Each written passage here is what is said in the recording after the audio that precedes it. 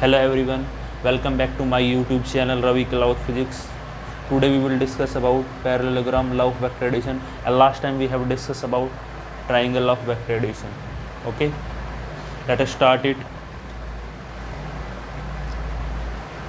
Parallelogram law of vector addition state that if two vectors acting on a particle at the same time, अगर दो vector काम कर रहे हैं एक पार्टिकल पे एट द सेम टाइम और किसी पर्टिकुलर एंगल पे, तो हम उनको कैसे रिप्रेजेंट करेंगे, टाइम, ठीक है।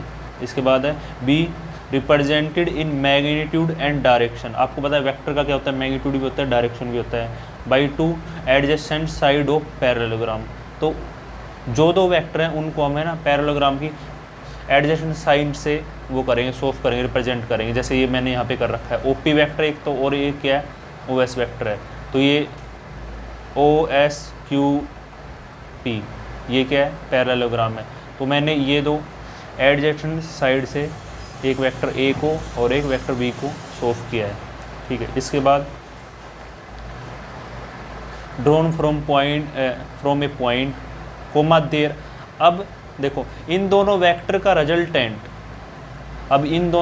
रिजल्टेंट इसका और इसका वो कौन सोल्व करेगा बच्चों, वो यहाँ पे सोल्व करेगा डायगोनल ऑफ पैरेललोग्राम। आगे लिख रखा है the resultant vector is represented in magnitude and direction by the diagonal of parallelogram from the same point. तो ये है। अब वहाँ पे हमने क्या पढ़ा, ट्राइंगल ऑफ वेक्टर एडिशन के अंदर ये पढ़ा था कि हमने दो वेक्टर को रिप्रेजेंट करा था by taking two sides of triangle in one order and, ठीक है। उसके रिजल्टेंट को जो हमने सोल्व किया था by taking third side of triangle in opposite order. Okay, तो ये हमने यहाँ पे किया था। अभी डायग्राम आपके सामने है, ठीक है। अब ये एंगल जो कंप्लीट एंगल है कितना है, थीटा है, और ये एंगल बीटा है और ये थीटा है, ये हमने मान रखा है, ठीक है। ये हमने थोड़ी सी क्या की है, कंस्ट्रक्शन की है। अब देखो आगे बच्चों, अब हमें, ठीक है, इसका मैग्नीट्यूड कैलकुलेट करना है और इसकी डायरेक्शन। तो first of all we will calculate magnitude of R. तो आर का मैग्नीट्यूड हम कैलकुलेट कर रहे हैं, आर की वैल्यू। तो एज आपको साफ दिख रहा है, O P equal to A है, O S equal to P Q और इजकल टू बी, और ओ क्यू जो है वो इससे बराबर आर के, ओ क्यू बराबर आर है ओ एस और पी क्यू, ओ एस और पी क्यू ये बी के बराबर है, ठीक है। ये भी बी है, ये वेक्टर ये है। अब हम क्या करेंगे, और ये angle S O P Q P N ये जो बराबर है थीटा के बराबर है, ठीक है। अब हम क्या करेंगे, इन ट्राइंगल के अंदर, इन ट्राइंगल क्यू एन पी के अंदर हम बारी बारी से साइन थीटा कैलकुलेट करेंगे और कोस थीटा। तो वहाँ से आप देखोगे आपको ये मिलेगा P N will be equal to P Q cos theta, और पी क्यू जो बराबर हमारा बी के बराबर है, तो B cos theta, B cos theta आ गई किसकी वैल्यू, पी एन की। ऐसे क्यू एन की वैल्यू कितनी आ जाएगी, क्यू एन की वैल्यू आ गई P Q sine theta B sine theta, ठीक है। तो ये आ गई। अब हम अप्लाई कर रहे हैं Pythagoras theorem. In right angle triangle O N Q we have what, O Q square will be equal to O N square N Q square. अब आपको साफ दिख रहा है ओ एन जो बराबर है वो किसके बराबर है, O P plus P N. अभी मैं जो बात कर रहा हूँ इस ट्राइंगल की बात कर रहा हूँ, ओ एन क्यू की ट्राइंगल की। तो ये इसमें बेस हो गया, ये परपेंडिकुलर और ये हाइपोटेन्यूज। तो इसके अंदर मैंने पाइथागोरस थ्योरम अप्लाई किया। लेकिन ओ एन जो हमारा बराबर O P plus P N के बराबर और उसका स्क्वायर और एन क्यू का स्क्वायर, ठीक है। तो ये है। अब यहाँ पे, और ये किसके बराबर, आर के बराबर है। यहाँ पे वैल्यू पुट कर रहा हूँ, ओ पी जो बराबर है, ओ पी किसके बराबर है, ओ पी इजगल टू ए और पी एन बराबर है बी कोस थीटा इसका होल स्क्वायर, और एन क्यू या क्यू एन बराबर है बी साइन थीटा और उसका होल स्क्वायर। अब इसको हम ओपन कर देंगे, इसको ओपन करेंगे तो बच्चों क्या आ जाएगा, A square plus B square cos square theta 2ab cos theta B square sine square theta.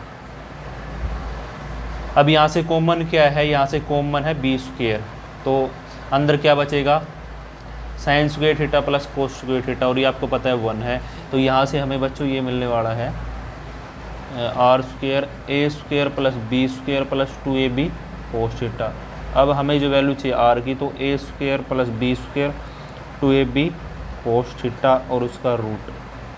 तो ये हमने कैलकुलेट कर लिया आर वेक्टर का मैग्नीट्यूड।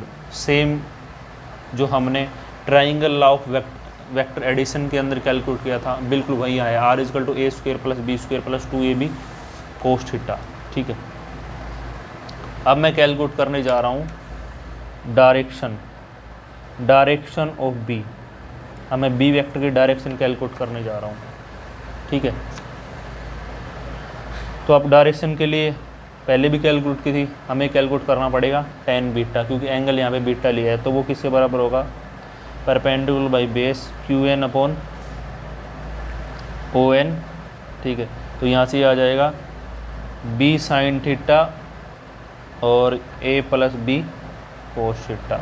तो ये हमने इसकी डायरेक्शन कैलकुलेट कर ली, tan बीटा पे आ गया। ओके, ठीक है, तो ये हमने डायरेक्शन बच्चों कैलकुलेट कर ली। ओके,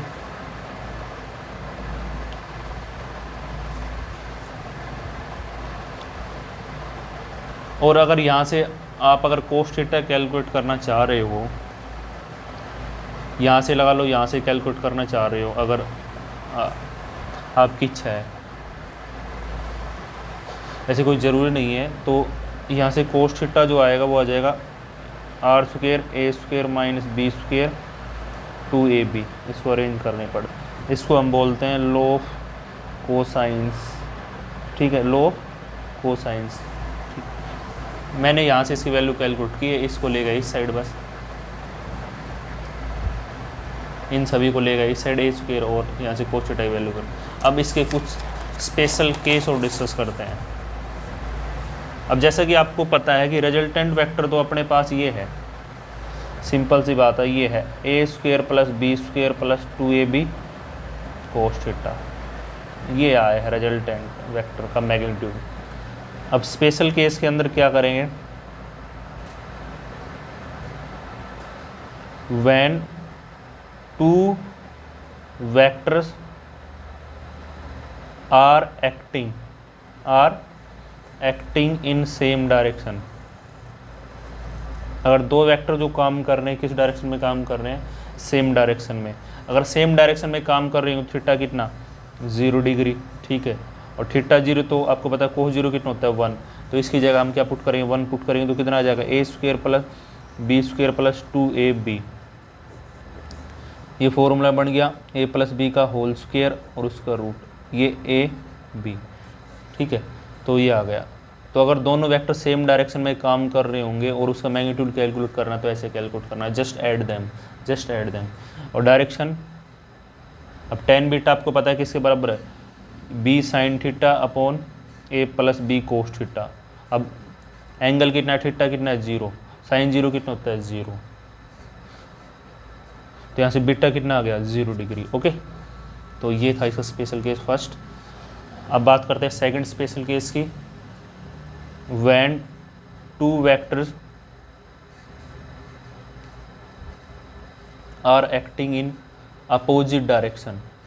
अपोजिट डायरेक्शन के अंदर काम कर रहे होंगे, तब क्या होगा बच्चों, उस कंडीशन के लिए थीटा कितना आपको 180 कंसिडर करना है, तो कोस थीटा कितना हो जाएगा, -1 हो जाएगा ना, क्योंकि आपको पता है कोस 180 होता है -1। तो यहाँ पे आपको इसकी जगह -1 पुट करना है, तो यहाँ से क्या आ जाएगा, R A square B square minus 2ab। अब ये फॉर्मूला बन गया a माइनस बी का होल स्क्वायर, तो ये कैंसिल हो गया, तो r क्या आ गया a माइनस बी। तो ये रिजल्टेंट वेक्टर हमने कैलकुलेट कर लिया ऐसे, ठीक है। इट में भी ये भी हो सकता है, b माइनस बी हो सकता है, ठीक है।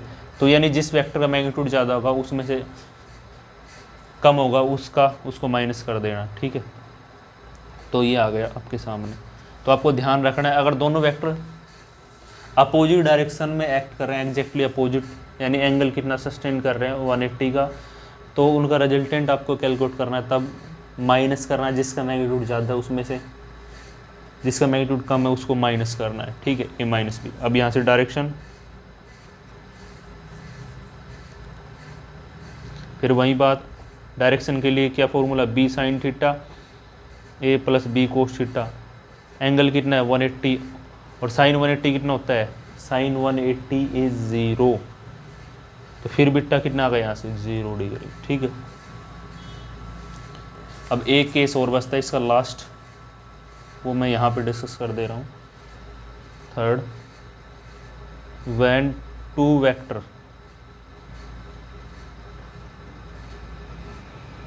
एक्ट एट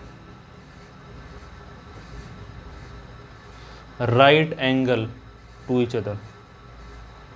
अगर दो वेक्टर जो काम कर रहे हैं वो काम कर रहे हैं right angle to each other, एक दूसरे के, यानी थीटा कितना है 90, तो 1 हो गया, ठीक है। तो यहाँ से हम इसकी जगह, सॉरी साइन थीटा नहीं ना, क्यों हमें चाहिए क्या चाहिए, कोस चाहिए। तो कोस 90 कितना होता है 0 होता है, पता है आपको। तो R A square plus B square plus 2ab, cos theta की जगह क्या पुट करेंगे 0, तो ये तो कैंसिल हो गया, तो क्या बचा a square plus B square जरूर। तो ये ध्यान रखना, वेरी इंपॉर्टेंट फॉर्मूला है। अगर दो वेक्टर, ठीक है, काम कर रहे हैं, राइट एंगल काम कर रहे हैं, ऐसे b वेक्टर हो गया, ये a वेक्टर हो गया,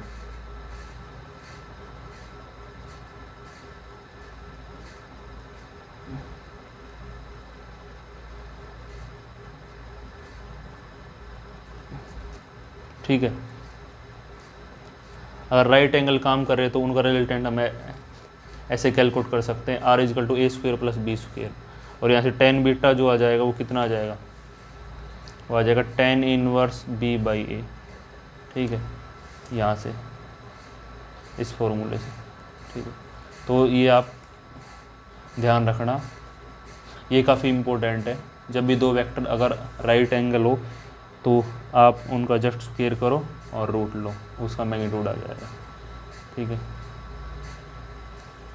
आई होप आज जो मैंने पढ़ाया आपको अच्छे समझ में आएगा। Thanks for watching and keep watching.